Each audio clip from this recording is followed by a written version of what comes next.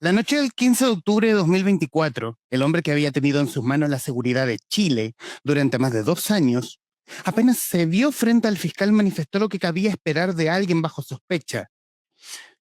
A mí me gustaría declarar que no me acuerdo de nada, expresó Manuel 20. Monsalve Benavides al fiscal Javier Armendáriz. Estaban en el Hotel Panamericano, donde el funcionario se alojaba habitualmente en Santiago.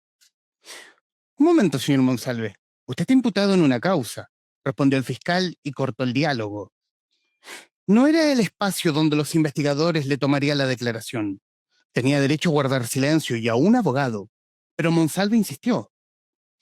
21 días antes de ese encuentro, el subsecretario del Interior del gobierno de Gabriel Boric, Manuel Monsalve, había pasado parte de las fiestas patrias en la casa donde vive su esposa en Chihuayante, en la región del Biobío, a 6 horas y media de la capital.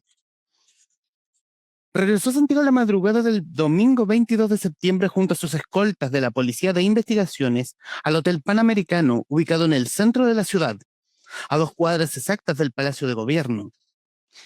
Le había mencionado a la inspectora de la PDI, Macarena Calderón, y al policía Darwin Rojas, sus escoltas, que por la tarde les indicaría la hora de citación para que lo pasaran a buscar el lunes. Luego de eso, fue a su habitación a dormir. Y este es el comienzo del libro y probablemente del caso que de alguna forma, y esto ya muy a título personal, dio la línea de flotación del gobierno de Gabriel Boric. El caso de Manuel Monsalve. El número 2, el llamado sheriff, el experto en seguridad. Y de ello vamos a hablar hoy en esta nueva entrega del Traficantes de Cultura, con el periodista Pablo Basadre, autor de Monsalve, la historia de la caída del subsecretario del Interior, libro editado por Aguilar y que muy amablemente aceptó esta conversación con el podcast. Pablo, muchísimas gracias por tu tiempo para con los Traficantes de Cultura. Gracias por la invitación. Y aquí hablar directamente más allá de la idea del libro como tal, ¿cómo llega en tus manos al caso? Porque eres el periodista, o al menos la cara visible del equipo que destapó el caso en el diario La Segunda. Ujú. Bueno, yo parte de esa historia lo relato en un capítulo del libro que se llama La portada de La Segunda. Esto ocurrió el jueves 17 de octubre, muy temprano en la mañana, para que la gente entienda. La Segunda es un diario vespertino que cierra a la hora de almuerzo para salir de la imprenta a la calle, y además de su formato en sitio web. Entonces nosotros tenemos reunión de pauta muy temprano, a las 8 de la mañana, un poco antes incluso, y la mañana temprano yo recibí el llamado de una persona, una fuente, digamos, de información, que me dijo que existía una investigación en contra del ex subsecretario Manuel Monsalve por los delitos de abuso sexual y violación. Luego de eso yo tuve una reunión con mis jefes más directos del diario, les comenté la información, les dije que necesitábamos chequearlo, y nos tomamos, digamos, parte de la mañana para chequear con dos fuentes distintas entre sí que no se conocen, para saber la veracidad de la información que me estaban entregando, a pesar de que era una fuente confiable que yo tenía, pero igual de todas maneras siempre hay que chequear. Y finalmente, a eso de las 11:30 de la mañana, logramos chequear finalmente que existía la denuncia, que era uso por abuso sexual y violación, y a las 12:15 de la tarde salió la portada de La Segunda, mientras el entonces subsecretario Manuel Monsalve con la ministra del Interior estaban en el ex Congreso Nacional discutiendo una partida del presupuesto del ministerio cuando se publica la portada. Y bueno, y luego de eso el subsecretario a las 2:30 de la tarde de ese día presenta su renuncia en la moneda frente a los periodistas en el patio de los Naranjos. Y pasado el mediodía también coincidió que el fiscal Javier Armendáriz, que está a cargo de esta investigación, que es el jefe de la Fiscalía Centro Norte, venía saliendo de otra audiencia y en la explanada del Centro de Justicia se encontró con los periodistas luego de la portada de La Segunda, y le preguntaron si era efectivo lo que se había publicado en el diario y él lo confirmó. Así que a partir de ese minuto en adelante prácticamente se transmitió sin parar como una cadena nacional en todos los canales y las radios, porque la denuncia era muy grave, involucraba a la tercera autoridad del país, al jefe de las policías, tanto uniformadas como civiles, y se generó una crisis de política que yo creo que es la más importante que ha tenido este gobierno. Quizás también viéndolo, haciendo memoria, viendo noticias antiguas, es como, yo no tengo memoria, o quizás para todos es inédito que en portada salga la acusación de violación y abuso sexual respecto de una autoridad de gobierno. No, yo no recuerdo, o sea, al menos desde el año 90 en adelante no había ocurrido algo así. Cada gobierno ha tenido crisis importantes, grandes. Hay que recordar que, no sé, por ejemplo, Lagos tuvo el Mopgate, Bachelet el tema Cabal, Piñera tuvo el tema del estallido y otras crisis más que tenían que ver con casos de corrupción. Pero una acusación así de índole sexual, digamos, donde hay los delitos de abuso y violación que son gravísimos, no al menos, digamos, a una autoridad tan alta como un subsecretario o un ministro. En ese tiempo hay que recordar que en el minuto que ocurrieron los hechos, que fue la noche del 22 y la mañana del 23 de septiembre, Manuel Monsalve era el ministro del Interior subrogante, porque el presidente Boric andaba en una gira en Estados Unidos, en la ONU, y la vicepresidenta de la República era la ministra Carmina Toa. Así que él en ese momento era ministro, digamos.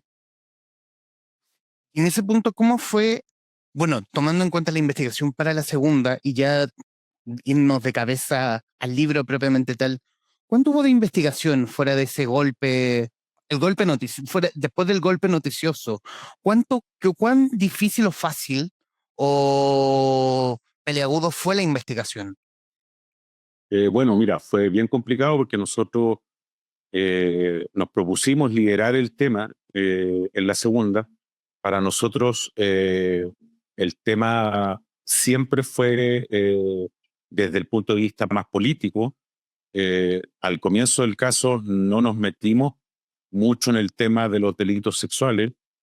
Teníamos ciertas aprensiones por el tema de la revictimización de la persona que estaba acusando a Monsalve, y nosotros más bien pusimos nuestro esfuerzo en las otras aristas que se abrieron, que fueron por obstrucción a la justicia, por el mal uso de la ley de inteligencia, y por el tema de los gastos reservados, que son causas que todavía están abiertas en otra arista de la investigación, que están a cargo del fiscal Francisco Gassit, y también para poder ir desentrañando esta crisis por dentro, cuántos funcionarios del gobierno estaban al tanto de esto, con cuánto tiempo de anticipación se habían enterado de la acusación. Hay que recordar que el director de la PDI, Eduardo Serna, se reunió el martes 15 de octubre con la ministra del Interior, Carolina Toá, a las 4 de la tarde de la Moneda, y le contó que existía una investigación en contra del subsecretario Monsalve. Ella, a su vez, minutos después, llamó al presidente Boric.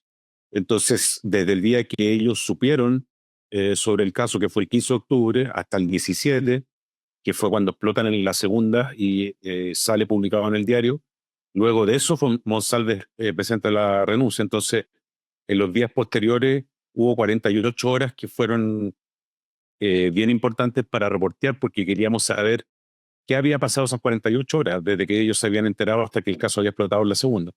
Y bueno, después con los meses seguimos investigando las distintas situaciones que ocurrieron, y seguramente más adelante lo vamos a hablar. Yo después, en el mes de enero, visito a Monsalve en Capitán Llave cuando está en prisión preventiva. Durante el mes de noviembre fue la formalización, que fue una formalización que duró 2 días. Había mucha expectación respecto a la decisión que iba a tomar el juez, si es que lo dejaba o no en prisión preventiva, que fue lo que ocurrió finalmente. Así es que la investigación, yo te diría que no paró nunca más en el diario, y cuando yo recibí la oferta de la editorial de poder hacer el libro, comencé también a hacer mi investigación paralela para poder terminar el libro a tiempo. Este libro siempre se propuso desde el formato de Instant Book, que básicamente es el formato de un libro que se hace de una investigación que está en curso, que no ha terminado, hay que recordarle a la gente que nos está viendo que este caso todavía no tiene un juicio. González está formalizado por 2 delitos, pero no hay 2 juicios. Entonces el libro tenía que salir a tiempo también, porque como era una investigación que estaba en curso, la información se iba añejando rápidamente, por decirlo de alguna manera. Así es que fue bien sacrificado hacerlo. Fueron eh, varios meses de investigación, de escritura, hasta muy tarde en la noche, de lunes a domingo, hasta que el libro se entregó el 4 de mayo y ya los primeros días de junio ya estaba en la preventa y después ya estaba en librería, digamos. Es que el Instabook no es tan quizás masivo como respecto puede ser en Argentina. Se me viene el caso cuando fue el caso Nisman, que salieron libros muy a posterior, digamos, con la info caliente respecto al caso. Sí, mira, la verdad es que yo no sabía que se llamaba Instant Book. Lo que yo sí sabía es que a mí me gustaba mucho el formato. Yo lo contaba en otras entrevistas porque cuando tenía la oportunidad de ir a Buenos Aires, me llamaba mucho la atención que ocurría un caso mediático como este o incluso menor y aparecían 5 o 6 libros en librería respecto al caso, algunos mejores que otros, pero los argentinos tienen esa costumbre de sacar libros de los casos que están abiertos todavía. Se hacen muchos perfiles periodísticos de personajes, no solamente los presidentes de la República, sino que de ministros y otras personas. Entonces, cuando la editorial me explicó el formato del libro, me entusiasmó mucho porque me acordé justamente de esos ejemplos que tú das. Y claro, aquí no estamos muy habituados. Por ejemplo, hay gente que me pregunta a veces por Instagram o cuando he tenido la oportunidad de conversar con gente sobre el libro, me dicen, oye, pero ¿por qué tú hiciste un libro si todavía no ha llegado a juicio, todavía Monsalve no es culpable? Y claro, justamente lo que el libro hace es recoger parte de la investigación, de la investigación propia mía, parte también de la investigación de la fiscalía, y contar episodios desconocidos que la gente no sabe. Y yo creo que una de las cosas buenas que tiene el libro es que frente al mar de información en el que estamos enfrentados, el libro no solamente te entrega información inédita, sino que además ordena el caso, lo ordena cronológicamente y cuenta, digamos, las 2 versiones respecto a lo que ocurrió. Y en esa investigación te encontraste con múltiples aristas, digamos que porque siempre la investigación, siempre imagino, porque he hablado con otros periodistas investigadores, siempre es encontrar esa hebra de la cual tirar y de la cual la investigación sale. En este caso había muchas hebras, sobre todo en el comienzo del libro donde tú hablas donde en el personaje de Manuel Monsalve habla de como este hijo del mérito, que termina como un hijo, como un cabro que salió de la educación pública, que termina siendo diputado, que termina siendo el número 2 del país, que tenía también esas posibilidades de haber sido una opción presidencial válida, y termina con esta caída. Sí, bueno, la historia de él es bien particular porque él es un político de región, que no es lo mismo que desempeñar tu carrera o desarrollar tu carrera en Santiago. No forma parte de la élite política de Chile, de los partidos de izquierda. No estudió en los colegios donde estudian los militantes de partidos de izquierda acá en Santiago. Eh, Él partió como un médico rural en la región del Biobío. Luego fue presidente de una junta de vecinos de su barrio, luego de eso fue concejal y inició su carrera política muy joven. Entró a militar al Partido Socialista. Una de las personas que más lo ayudó en ese proceso fue Camilo Escalona, el ex senador Camilo Escalona. Y claro, y él parte de regiones de a poco, llega a ser diputado electo, está 16 años como diputado en la Cámara. Fue una de las promesas del Partido Socialista que después se consagró cuando llegó a ser subsecretario del Interior, que es un cargo que tiene mucho poder. Hasta antes de la creación del Ministerio de Seguridad, el cargo del subsecretario del Interior tenía mucho poder político y económico porque manejaba los presupuestos de la policía. Y claro, su carrera bien meritocrática. Su hermana es lo mismo, estudió enfermería en la universidad, él estudió medicina. Los dos salieron de Coronel, que era una comuna pobre. Él salió de una escuela pública, de un liceo fiscal. salió con muy buenas notas del liceo, llegó a la universidad, eh, sacó su especialidad en medicina y bueno, se dedicó a la política. Entonces, fue bien sorprendente todo lo que ocurrió porque, como te digo, era una carta muy importante para el Partido Socialista, para ser senador, incluso se le habló en un momento de que podía ser precandidato presidencial. Y la verdad es que yo creo que nadie lo esperó. Yo hablé con mucha gente cercana a él del Partido Socialista y había mucha gente sorprendida, había gente que creía, otros que no, pero fue verdaderamente, como dice, lugar común, un balde de agua fría, no solo para el gobierno, sino también para su partido. En el libro también tú hablas, tomando también una declaración de Camilo Escalona que le preguntan sobre Monsalve, como una herida en el alma. Lo estoy parafraseando en realidad, pero fue como una herida en el alma, no es simplemente como la acusación de un militante. En Escalona había algo más, había como un cariño más fraternal. Sí, claro, él dice en una entrevista que cuando se enteró fue como que un sable atravesara su alma. Esa es la frase que él dice. Camilo Escalona, como te digo, lo conoció desde muy joven.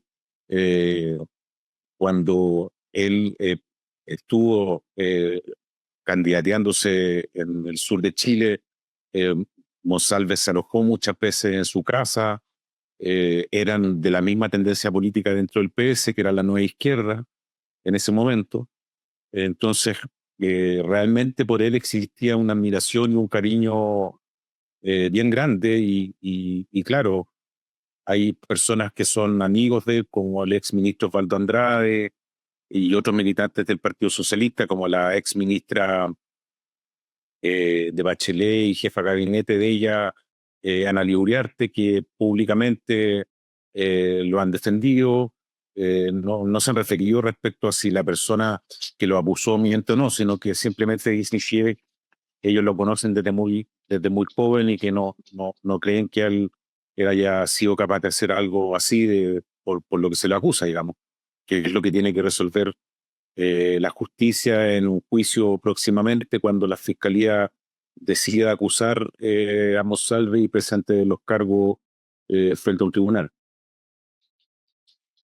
También en la investigación tú hablas de B, de la víctima.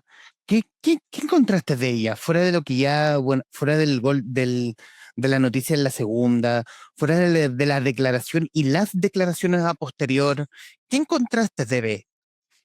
Sí, bueno, nosotros decidimos, por los editores del libro, usar una letra para identificarla, para proteger su identidad.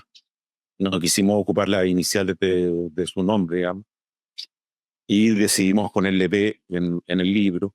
Eh, la verdad es que yo investigué harto sobre su vida, pero omití varios aspectos que tienen que ver el liceo donde estudió, etcétera, porque pensamos que había que hacerlo con cuidado. Es un libro como muy delicado porque como se trata de una acusación de abuso sexual y violación, tanto para ella como para él, que todavía no ha sido juzgado, había que tener un cuidado editorial importante.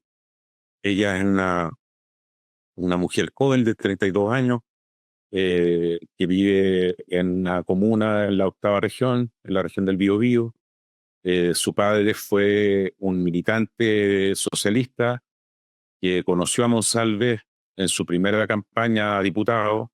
No eran amigos, tampoco él era un asalariado de Monsalve, como se dijo, y el papá recurrió en 3 ocasiones a él con Monsalve para conseguirle trabajo a su hija que había estudiado en la universidad en Concepción.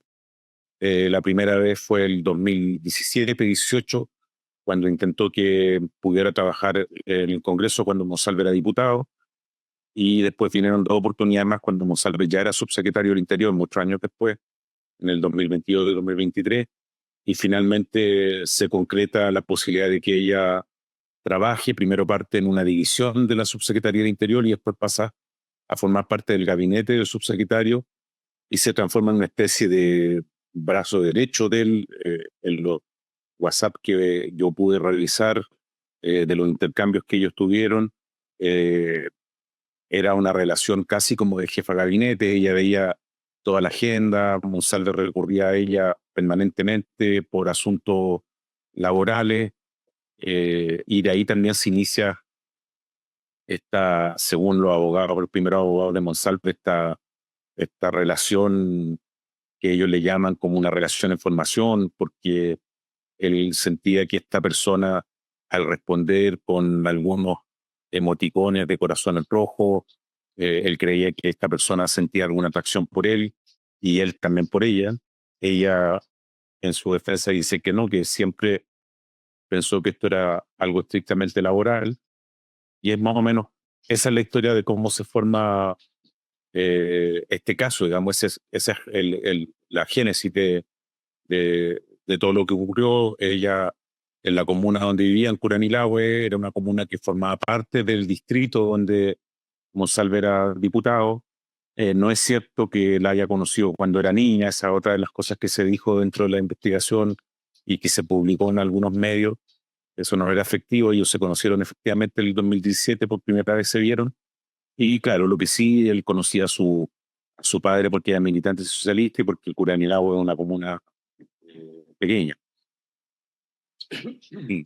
Igualmente termina esta investigación siendo algo nebulosa, solo por citar que en el comienzo del libro tienes un diálogo, o sea, publica un diálogo de B con su mamá, y donde donde ella trata a Monsalve de, mira lo que me dice este viejo cerdo.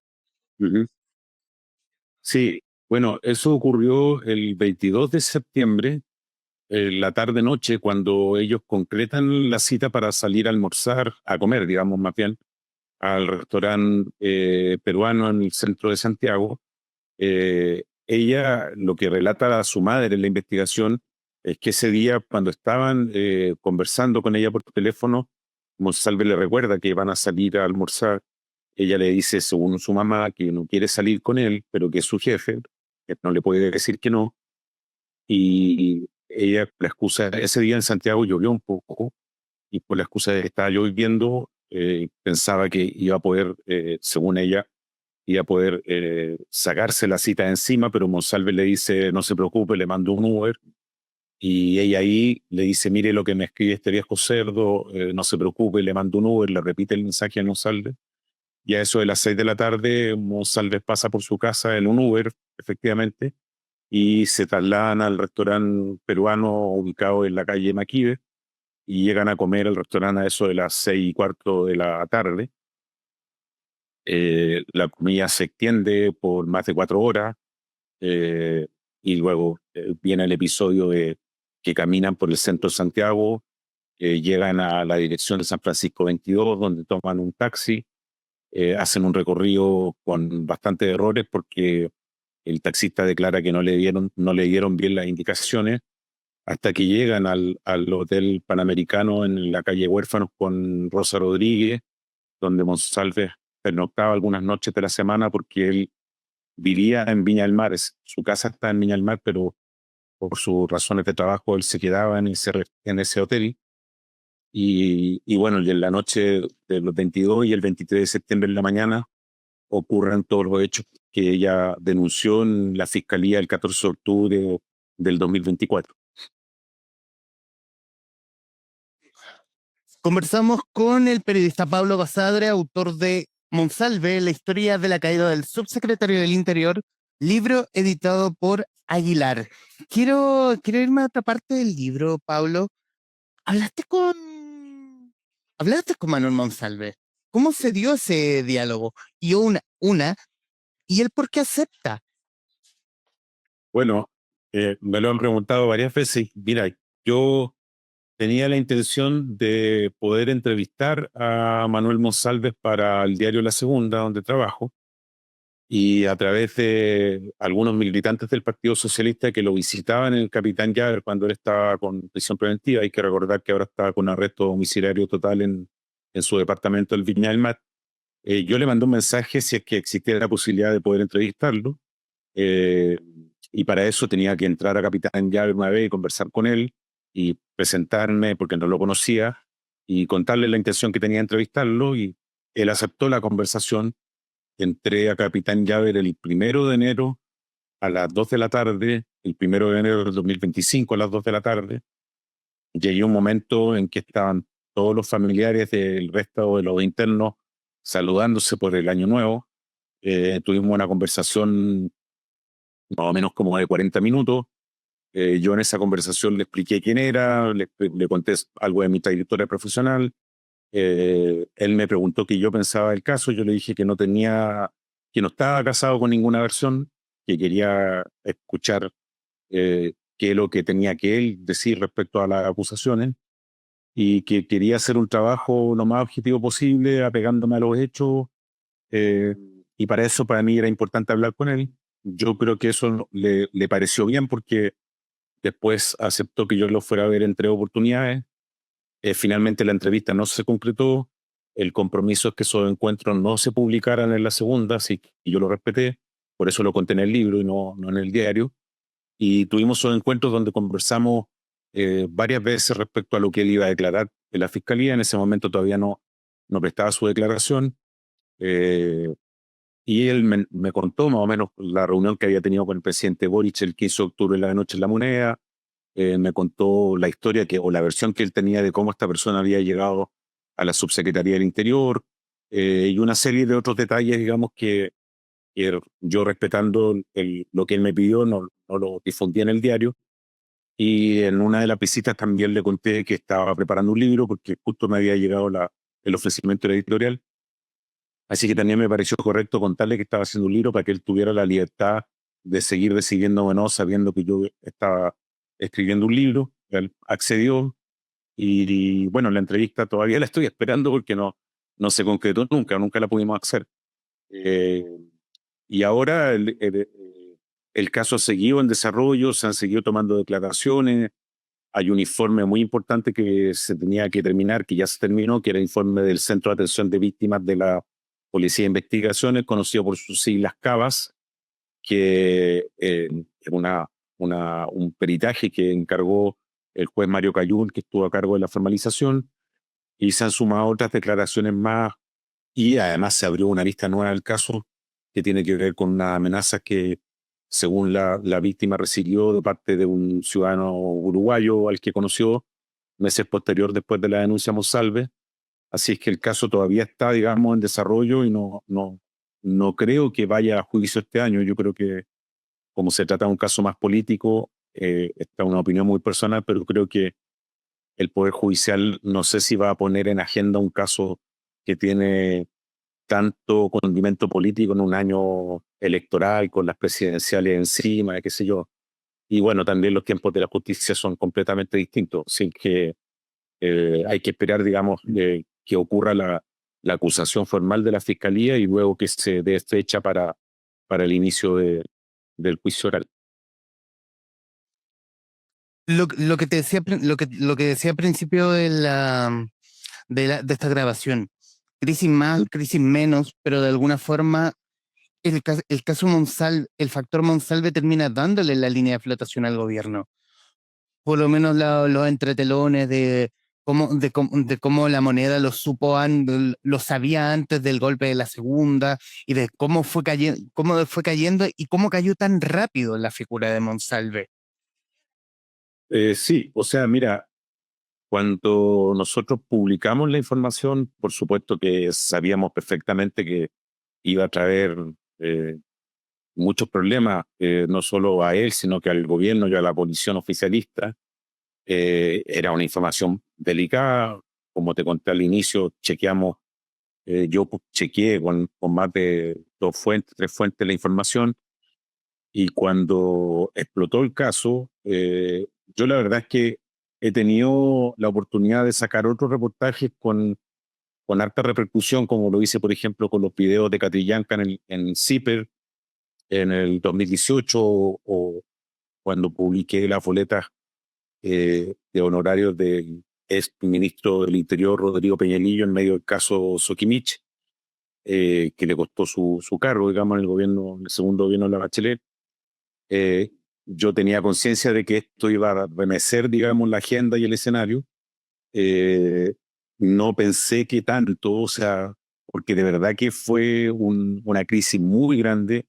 Hay que recordar que también arrastró no solamente a los ministros, sino que el propio presidente, con esa conferencia de prensa eterna de 53 minutos, cuando respondió más de 30 preguntas, que fue bien desastrosa, tanto así que después tuvo 108 días sin hablar con los periodistas. Hay que recordar que en ese minuto se, se puso a discutir con su jefe de prensa, porque la jefa de prensa trataba de que no siguiera hablando, pero él quería seguir conversando. En algún minuto sacó su teléfono de su bolsillo, mostró los mensajes que tenía con Monsalve. Fue bien extraña la conferencia de prensa del presidente. Y claro, como había poca información también, había otros ministros que reaccionaron no de la mejor manera, porque la verdad es que era algo que se había encapsulado ese martes 15 cuando se enteraron entre la ministra de Interior, el presidente de la República, sus asesores del segundo piso, y nadie más del comité político se enteró. No sabía la ministra Vallejo, no sabía la ministra Orellana, no sabía la ministra del Trabajo en ese minuto, Janet Cara, tampoco el ministro de Hacienda.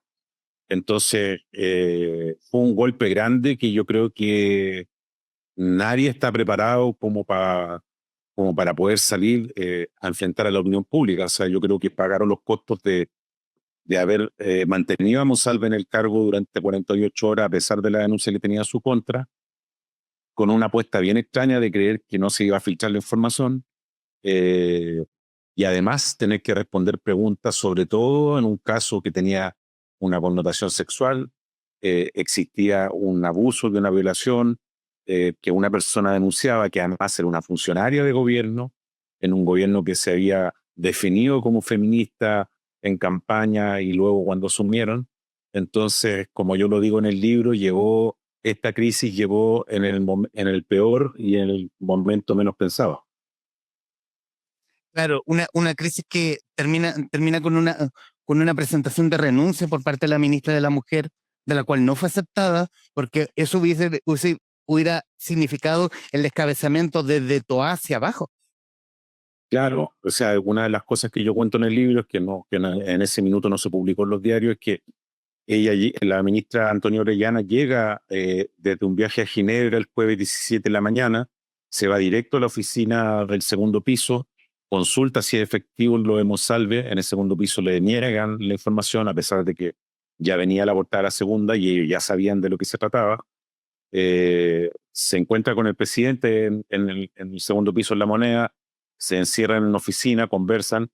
Lo que yo pude chequear es que ella le representa su malestar por no estar enterada de la información, circunstancias de que ella era la ministra de la Mujer, que además era parte del comité político, y con toda esta impronta feminista además que tenía el gobierno. Ella le presenta su renuncia, el presidente no se la acepta, y claro, como bien dices tú, no se la acepta no solo porque él le parecía importante que estuviera dentro de su gabinete, sino que eso habría arrastrado a la ministra Toá y a otras personas que después con los días fueron sabiendo, cuando a medida de que los medios de comunicación publicaban, la gente que estaba enterada de lo que había ocurrido, se produjeron otras renuncias al gobierno de personas que tuvieron que salir. Eh, Finalmente recuerdo que eran 12 las personas que estaban enteradas del caso antes de que se publicara la segunda, y se guardó silencio, no se dijo nada, y creo que a la luz de los hechos no se resolvió de la mejor manera, tanto así que la ministra Vallejo, la entonces ministra Toá, el propio presidente Boric, lo dijeron en la comisión investigadora en la Cámara de Diputados, que se había actuado con tardanza, que se habían demorado en tomar la decisión, y reconocieron, digamos, que se había actuado mal, digamos, en el caso. Y a tu juicio, en la investigación, esto ya es teoría, ¿eh? Esto ya es como especulación. A tu juicio, aquí hubo en verdad una, una cosa de ocultamiento, una intención de eso, o se pecó de ingenuo muy tontamente. Mira, en los hechos, ellos, me refiero al presidente y a la ministra del Interior, se enteraron de esto el martes 15 a las 4 de la tarde. El miércoles 16, el propio presidente Boric autoriza al subsecretario González a viajar al sur a hablar con su familia. Se va, esto no lo digo yo, lo dice la misma ministra Toán su declaración frente a la Fiscalía y lo dice el propio Monsalve. El presidente en 3 ocasiones le insistió que tenía que ir a ver a su familia para que se enteraran por boca de él de lo que estaba ocurriendo. Él viajó el miércoles 16 en un auto fiscal con su escolta, regresó el jueves 17 en un avión de carabineros y se trasladó luego al Congreso Nacional a discutir el presupuesto del Ministerio del Interior. Entonces, la única conclusión después de escuchar esos hechos es que el gobierno se enteró de la información, Boric le creyó al subsecretario, tanto así que el subsecretario dice que cuando conversaron esto en la oficina presidencial, el mismo Boric le dijo: no tengo por qué dudar de lo que me cuentas, en el sentido de que Monsalve le había dicho que había sido una comida, que no se acordaba de nada y que por supuesto no había cometido los delitos de violación y abuso sexual. Entonces en los hechos se le creyó, no se le pidió la renuncia y solamente la renuncia se concreta cuando la situación se hace pública en la segunda. Antes de eso no ocurrió nada, no se tomaron medidas. El miércoles 16 Monsalve viajó a Talcahuano, nadie supo lo que hizo en Talcahuano. El gobierno no monitoreó ese hecho tampoco, nadie se comunicó con él, porque además el martes 15 de la noche el fiscal en el hotel, el fiscal Armendáriz en el hotel Panamericano le había incautado su teléfono móvil. Entonces, esos son los hechos, digamos, más allá de lo que uno pueda especular. Claro, y claro, también tomando en cuestión de que en los hechos Boric le crea a Monsalve y después en ese desastroso punto de prensa se acuerda de la proclama del gobierno feminista. Claro, bueno, en esa conferencia de prensa, él dice que una denuncia no implica culpabilidad, que es lo normal, y así funciona la vida. O sea, una denuncia se formaliza, la investigación se abre, la fiscalía investiga, formaliza cargo y después se llega a un juicio. Pero, ¿por qué yo esto lo resalto? Porque ellos siempre, como gobierno feminista, siempre dijeron que había que creerle a las víctimas primero, que no había que dudar de cuando una persona presentaba una denuncia de estas características. Entonces, el presidente en ese punto de prensa dice eso, dice, por ejemplo, que cada uno, que son mayores de edad, que cada uno se hace cargo de lo que toma, en alusión a los 2 pisco sour que se habían tomado cada uno, que después de eso ninguno de los dos recuerda nada. Habló, por ejemplo, de las cámaras de seguridad que fueron pesquisadas por una brigada de inteligencia de la PDI. Él puso un ejemplo de que cuando él vivía en un edificio y pasaba algo y la gente quería saber qué pasó la noche anterior, ellos iban donde el conserje y le pedían las imágenes, pero acá estábamos hablando de una acusación por violación y por abuso sexual. Estábamos hablando de que la PDI recogió imágenes de las cámaras de Santiago cuando la investigación todavía no estaba formalizada. Por eso se abre una arista de obstrucción a la justicia. Los periodistas de la conferencia de prensa le recuerdan a él que él estudió Derecho, que es egresado de Derecho, que esa cosa, que eso él lo debería saber. Entonces, en esa conferencia de prensa yo creo que también se vino abajo toda esa impronta feminista que el gobierno había intentado instalar desde que Boric fue candidato. Y yo también lo recuerdo dentro del libro, cómo los equipos en campaña prepararon toda la performance de a qué mujeres Boric le iba a hablar en campaña, cuáles iban a ser las banderas de lucha. Y yo con esto no quiero tampoco desconocer los avances que ha tenido el Ministerio de la Mujer dentro del gobierno de Boric.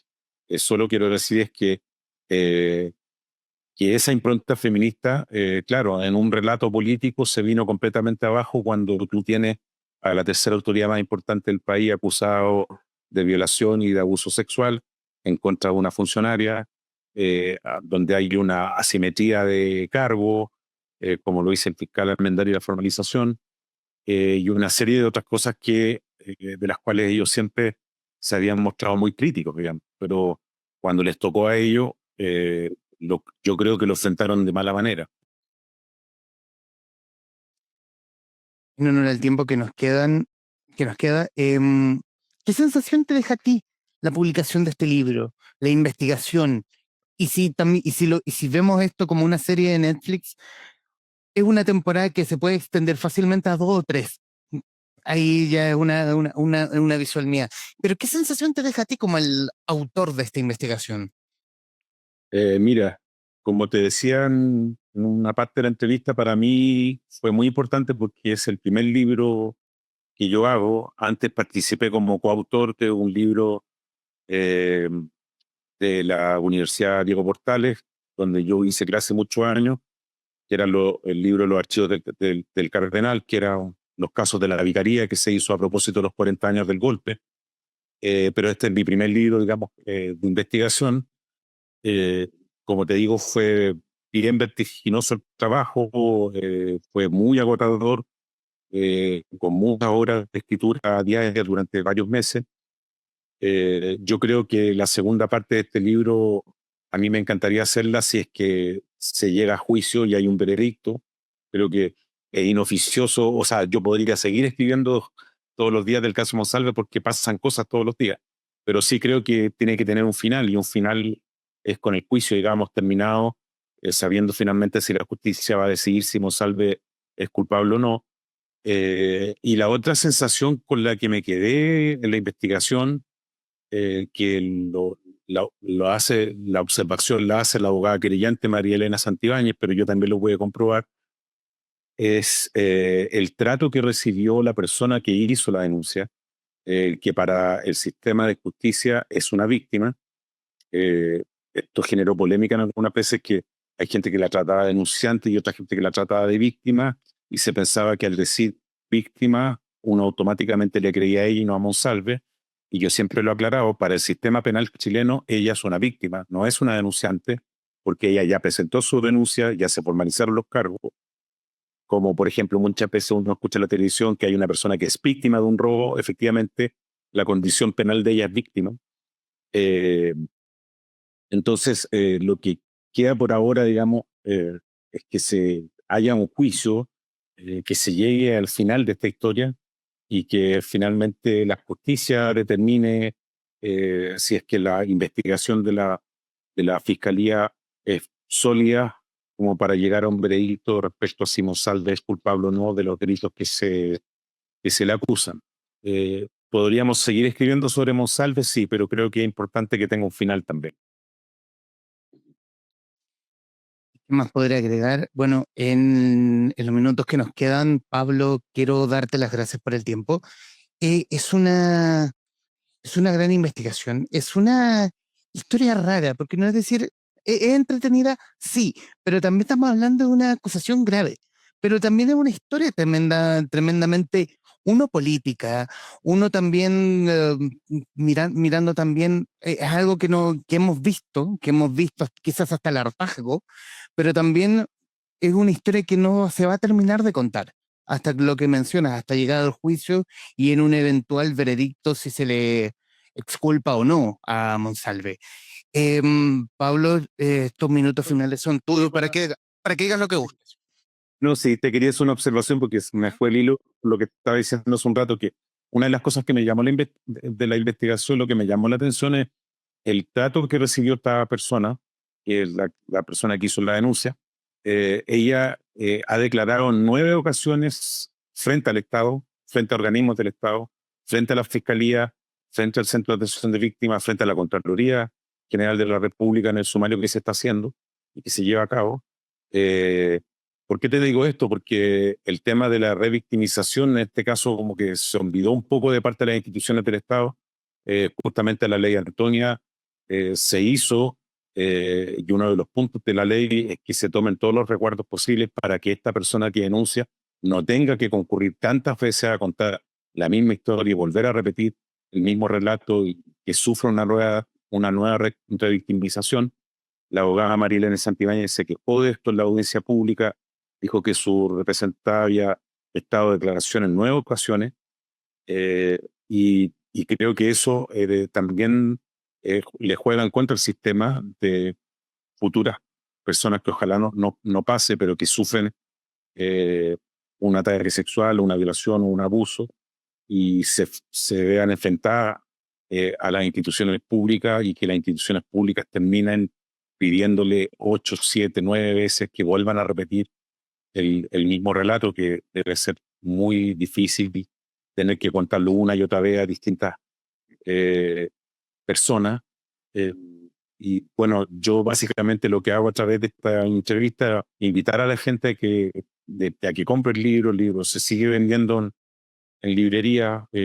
Yo realmente creo que es un trabajo bien riguroso. Yo me preocupé mucho, además de la escritura, de que el libro fuera ágil, que se leyera rápido, digamos, que tuviera un lenguaje simple, cercano. Espero haberlo logrado, pero me preocupé mucho de entregar un buen trabajo, porque además el periodismo es un oficio al que yo quiero mucho, le tengo cariño y respeto, entonces lo hice con la mayor rigurosidad posible. El periodista Pablo Basadre, autor de Monsalve, la historia de la caída del subsecretario del Interior, libro editado por Aguilar, en conversación con los traficantes de cultura. Mi estimado Pablo, creo que nos faltó tiempo, pero ya tenemos oportunidad de conversar en otro momento, quizás, pero te agradezco en el fondo esta conversación. Yo te doy las gracias por el espacio, por el tiempo, por las preguntas. Estoy muy agradecido de la invitación. Soy un seguidor del trabajo que haces tú, así que de verdad te agradezco mucho el espacio. Igualmente, Pablo, y a quienes nos están viendo y escuchando, gracias por estar ahí. Adiós.